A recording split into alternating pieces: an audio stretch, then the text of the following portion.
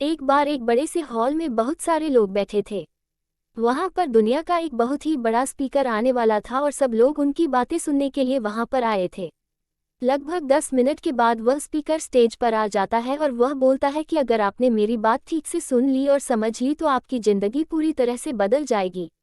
उसके बाद वह अपनी जेब से एक बिल्कुल नया चमकता हुआ 500 रुपये का नोट निकालता है और उसको ऊपर करके सबसे पूछता है कि ये नोट आप में से किसको चाहिए। ये सुनते ही सब लोग अपने अपने हाथ ऊपर कर देते हैं।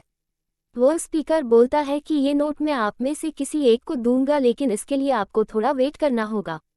अब वह स्पीकर उस नोट को अपनी मुट्ठी में बंद कर लेता है और थोड़ी देर तक उसको मसलता है। अब उस नए नोट में सर पर जाते हैं और वह थोड़ा पुराना सा दिखने लगता है और वह एक किनारे से थोड़ा फट भी जाता है। इसके बाद वह फिर उस नोट को ऊपर करके पूछता है, अब ये 500 का नोट किसको चाहिए। इस बार भी सभी लोग अपने हाथ ऊपर कर देते हैं। तब स्पीकर ने उस नोट को जमीन पर गिरा दिया और उस नोट पर 3-4 बार पैर रख दिया। इससे नोट और भी पुराना हो गया और उस पर थोड़ी मिट्टी भी लग गई थी। फिर उन्होंने उस नोट को ऊपर किया और पूछा कि अब बताओ, अब इस नोट को आप में से कौन लेना चाहता है। और इस बार फिर सबके सब ने अपने हाथ ऊपर कर दिए। स्पीकर अब नोट को फिर से नीचे जमीन पर गिरा देता है और उसके ऊपर कूद कूद कर उसको दोनों पैरों से रगड़ देता है और उसके ऊपर चाय भी गिरा देता है। अब नोट इतना गंदा हो जाता है कि उसको पहचानना भी मुश्किल होता है।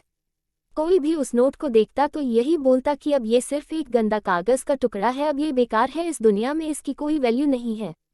स्पीकर ने एक बार फिर उस नोट को उठाया और ऊपर करके सबसे पूछा, अब इस नोट को कौन लेना चाहता है। और इस बार भी सबके सब ने अपने हाथ ऊपर कर दिए। कितना भी गंदा पुराना मिट्टी में सना हुआ चाय का दाग लगा हुआ हो, लेकिन अभी भी वह 500 रुपये का नोट ही था।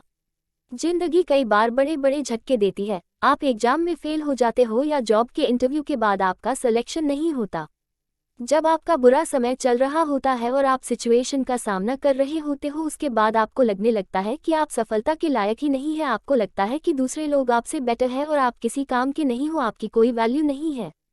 हमेशा याद रखो, इससे कोई फर्क नहीं पड़ता कि आपने कितनी बार सिचुएशन का सामना किया है, आप जिंदगी में कितनी बार फेल हुए हो, आपकी वैल्यू हमेशा वही रहेगी जो पहले थी। आपके पास कुछ खास है जो दूसरों के पास नहीं है और ये कोई भी आपसे छीन नहीं सकता। अब तक सक्सेस नहीं मिलने से आपकी वैल्यू कम नहीं हुई है।